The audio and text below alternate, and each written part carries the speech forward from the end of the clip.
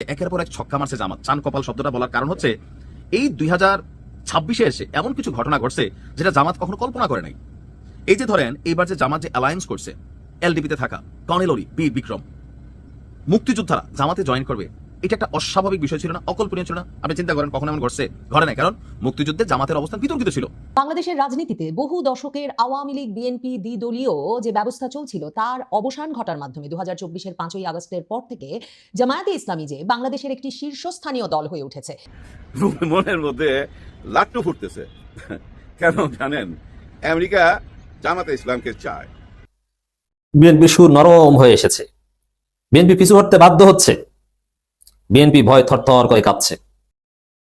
বাংলাদেশের রাজনীতিতে বহু দশকের আওয়ামী লীগ বিএনপি দ্বিদলীয় যে ব্যবস্থা চলছিল তার অবসান ঘটার মাধ্যমে 2024-এর 5ই আগস্টের পর থেকে জামায়াতে ইসলামী যে বাংলাদেশের একটি শীর্ষস্থানীয় দল হয়ে উঠেছে এবং আগামী 12ই ফেব্রুয়ারি যে নির্বাচন অনুষ্ঠিত হতে যাচ্ছে সেই নির্বাচনে জামায়াতে ইসলামীর জোট এমনকি ক্ষমতায় চলে আসতে পারে। সম্ভবত আন্তর্জাতিক সংবাদ মাধ্যম 12ই ফেব্রুয়ারির নির্বাচনের দিকে মনোযোগী হয়ে যখন ভোটের হিসাব নিকাশ শুরু করেছে তখন সেটা স্পষ্ট করে বুঝতে পারছে এবং সে কারণেই একই দিনে আল জাজিরা এবং রয়টার্স এর মতো দুটো আন্তর্জাতিক সংবাদ মাধ্যমে জামায়াতে ইসলামীর উত্থান নিয়ে, জামায়াতে ইসলামীর আগামী নির্বাচনে জিতে সরকার গঠনের সম্ভাবনা নিয়ে প্রতিবেদন ছাপা হয়েছে।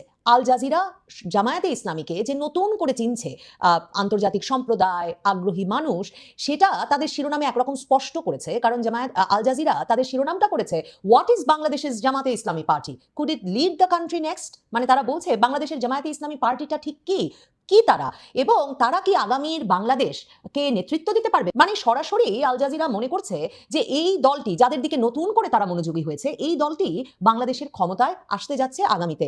আল জাজিরা এরপর সাবহেডিং দিচ্ছে যে for the first time in it's chequered history, মানে জামায়াতে ইসলামীর যে উত্থান পতনের ইতিহাস তার মধ্যে প্রথমবারের মতো এই ইসলামপন্থী দলটি বাংলাদেশে ক্ষমতায় যাওয়ার একটা সত্যিকারের সম্ভাবনা তৈরি করেছে।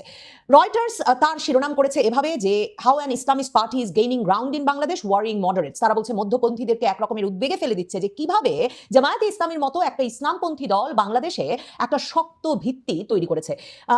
রয়টার্স এরকম একটা শিরোনাম করলেও তারা তাদের খবরের সামারিতেই শুরু করেছে এটা বলে যে জামায়াতে ইসলামী সমর্থন একরকমের তৈরি করেছে সারা বাংলাদেশে। It gain support with anti corruption and welfare initiatives, মানে সমাজ কল্যাণমূলক উদ্যোগ এবং দুর্নীতি বিরোধী অবস্থানের জন্যই জামায়াতে ইসলামী বাংলাদেশে এই সমর্থনের ভিত্তি গড়ে নিয়েছে বলে রয়টার্স লিখছে।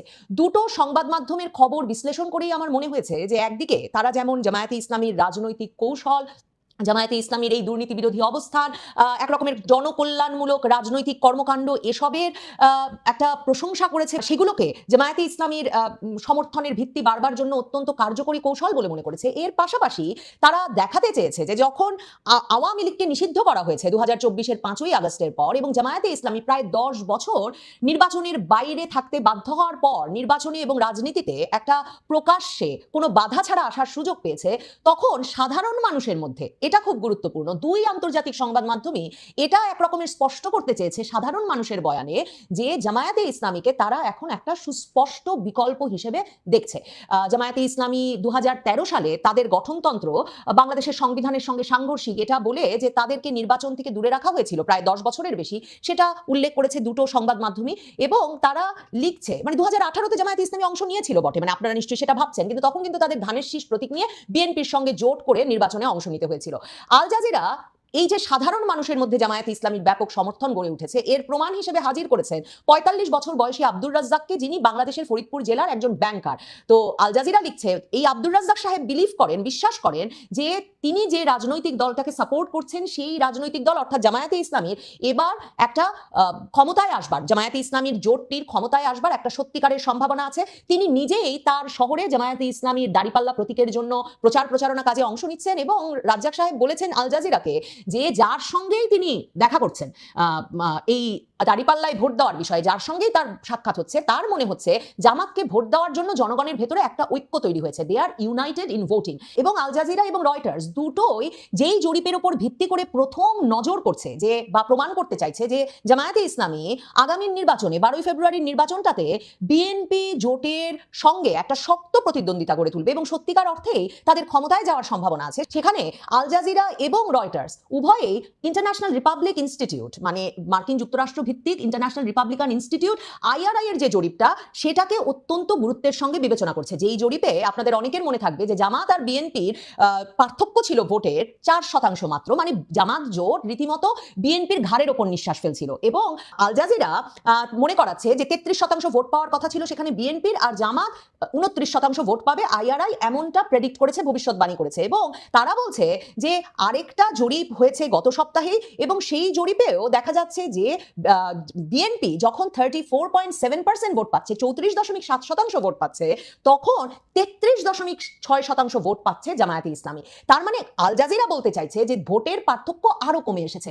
রয়টার্স লিখছে যে এই যে 2024-এর তরুণদের দল, জেনজির দল, যারা কিনা শেখ হাসিনা সরকারের পতন ঘটিয়েছে, সেই জাতীয় নাগরিক পার্টিকে জামায়াতের জোটে নিয়ে আসা এবং মুক্তিযোদ্ধা কর্নেল অলি আহমেদের দল LDP-কে জামায়াতের জোটে নিয়ে আসার ফলে জামায়াত জোটের বিষয়ে মানুষের যে সন্দেহ, অভিযোগ, সেগুলোর ক্ষেত্রেও একটা পরিবর্তন এসেছে। জামাত যে একটা মধ্যপন্থী দল হিসেবে বেরিয়ে আসতে চাইছে, সকলের কাছে গ্রহণযোগ্য দল হিসেবে, সেই প্রচেষ্টাটা স্পষ্ট হয়েছে। তার মানে আন্তর্জাতিক সংবাদ মাধ্যমগুলো, বাংলাদেশের ভেতরে নানা পক্ষে যত রকমেরই সমালোচনা আলোচনা থাকুক না কেন, আন্তর্জাতিক সংবাদ মাধ্যমগুলো মনে করছে যে জামাত শেষ পর্যন্ত যে জোট গড়ে তুলেছে, যে জোটে এই সংবাদ মাধ্যমগুলো লিখছে যে বড় একটি ইসলামী দল বেরিয়ে গেছে, ইসলামী আন্দোলন বাংলাদেশ বেরিয়ে গেছে, কিন্তু তারপরেও ইসলামপন্থী দলগুলোর সঙ্গে এনসিপি এবং LDP-কে মেলানোর ফলে জামাত একটা এমন গ্রাউন্ড পেয়েছে যেখানে তাকে একটা অন্তর্ভুক্তিমূলক চরিত্র সে দিতে পেরেছে বলে কিন্তু এই দুটো সংবাদ মাধ্যমই ইঙ্গিত দিচ্ছে। সেক্ষেত্রে রয়টার্স এবং আল জাজিরা উভয়ই উল্লেখ করছে যে যদিও বা কোনো নারীকে জামায়াতে ইসলামী মনোনয়ন দেয়নি, কিন্তু তারা একজন হিন্দু প্রার্থী কৃষ্ণ দাসকে তাদের নির্বাচনে মনোনয়ন দিয়েছে। রয়টার্স সাধারণ মানুষের মধ্যে কি ধরনের আলোড়ন তৈরি করেছে জামায়াতে ইসলামী, সমর্থন তৈরি করেছে, তার উদাহরণ হিসেবে একজন ঢাকার বাজারের এক নারকেল বিক্রেতার উদাহরণ তুলে ধরেছেন। সেখানে তারা মোহাম্মদ জালাল নামের 40 বছর বয়সী যে ডাব বিক্রেতার সঙ্গে কথা বলেছেন, তিনি বলেছেন যে আমরা নতুন একটা কিছু চাই, এবং সেই নতুন অপশন, সেই নতুন বিকল্প হচ্ছে জামায়াতে ইসলামী। রয়টার্স শফি মোহাম্মদ মুস্তাফা নামের একজন রাজনৈতিক বিশ্লেষক এবং ধর্মতত্ত্ববিদের সঙ্গে কথা বলেছেন। তিনিও এই কথাটা উল্লেখ করে বলেছেন যে জামায়াতে ইসলামী একটা নতুন বিকল্প হয়ে উঠেছে, কারণ জামায়াতে ইসলামী এমন একটা ধারণা জনমনে প্রবেশ করাতে পেরেছে, মানুষকে কনভিন্স করতে পেরেছে যে ইসলাম একটা সলিউশন, ইসলাম হচ্ছে গিয়ে একটা সমাধান, এবং তারা নিজেদেরকে একটা নৈতিক বিকল্প হিসেবে প্রতিষ্ঠা করতে প্রস্তুত হয়েছে। তো আল জাজিরা জামায়াতে ইসলামী পার্টিটা কি, এই প্রশ্ন নিয়ে যখন জামায়াতে ইসলামীর নায়েবে আমির সৈয়দ মোহাম্মদ তাহিরের সঙ্গে কথা বলেছেন, সৈয়দ মোহাম্মদ তাহির পরিষ্কারভাবে আল জাজিরাকে বলেছেন যে 55 বছর ধরে বাংলাদেশের মানুষ আওয়ামী লীগ বিএনপির শাসন দেখেছে, তারা একরকমের হতাশ এবং তারা একটা নতুন বিকল্প খুঁজছে, এবং এই ট্রেন্ড, এই ধারা যদি অব্যাহত থাকে তাহলে তিনি মনে করেন যে তারা সংখ্যাগরিষ্ঠতা পেতে পারেন 12ই ফেব্রুয়ারির নির্বাচনে। জামায়াতে ইসলামীর নায়েবে আমির সৈয়দ মোহাম্মদ তাহিরকে যখন আল জাজিরা জিজ্ঞেস করেছিল যে তার দল একটা কনজারভেটিভ দল কিনা, মানে গোড়া বা রক্ষণশীল দল কিনা, জামায়াতে ইসলামীর নায়েবে আমির সৈয়দ তাহির সরাসরি সেটা প্রত্যাখ্যান করে বলেছেন, তিনি পরিচয় করিয়ে দিয়েছেন তার পার্টিকে একটা মডারেট ইসলামিস্ট ফোর্স হিসেবে, মধ্যপন্থী ইসলামপন্থী শক্তি হিসেবে, যারা কিনা আদর্শ একরকম চাপিয়ে দেওয়ার পরিবর্তে সাংবিধানিক সংস্কারের মাধ্যমে ক্ষমতায় থাকা এবং শাসন ব্যবস্থা পরিচালনায় বিশ্বাস করে। কাজেই জামায়াতে ইসলামীর মানে যে একটা দল হিসেবে তার অবস্থানের যে একটা পরিবর্তন হচ্ছে, সে যে নিজেকে একটা মডারেট দল হিসেবে দেখাতে চাইছে, সেটা কিন্তু দুটো সংবাদ মাধ্যমই বারবার লিখেছে। যেমন রয়টার্স কথা বলেছে জামায়াতে ইসলামীর আমিরের সঙ্গে, ডিসেম্বরের শেষে জামায়াতে ইসলামীর আমিরের সঙ্গে তারা একটা এক্সক্লুসিভ ইন্টারভিউও ছেপেছিল।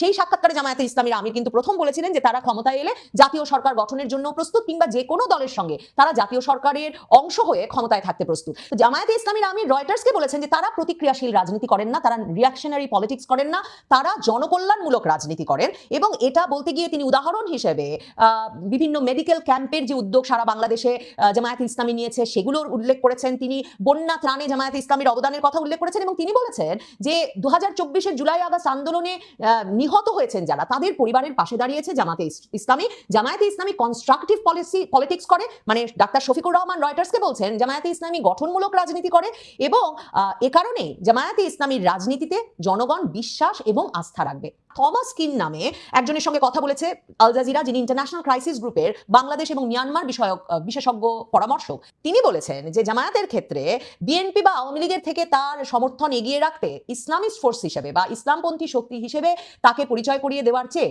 দলটি যদি নিজেকে সৎ এবং একটা মোর ডিসিপ্লিন, সুশৃঙ্খল রাজনৈতিক শক্তি হিসেবে প্রতিষ্ঠিত করতে পারে, তাহলেই সম্ভবত জামায়াতে ইসলামীর আগামী নির্বাচনে একটা খুব ভালো ফল করার প্রত্যাশা আছে। তবে টমাস কিন আল জাজিরায় এটাও মনে করিয়েছেন যে যদিও আগামী 12ই ফেব্রুয়ারির নির্বাচনে জামায়াতে ইসলামী নিশ্চিতভাবেই সবচেয়ে ভালো ফলাফলটি করতে যাচ্ছে, জামায়াতে ইসলামী হচ্ছে বাংলাদেশের এমন একটি দল যারা কখনো 20টি আসনেও জয়লাভ করেনি এবং কখনোই 12% বেশি ভোট পায়নি। জামায়াতে ইসলামীকে নিয়ে রয়টার্স এবং আল জাজিরার এই কৌতূহল এবং সাম্প্রতিক জরিপগুলোতে বিএনপির সঙ্গে জামায়াতে ইসলামীর ভোটের পার্থক্য এতটা কমে আসা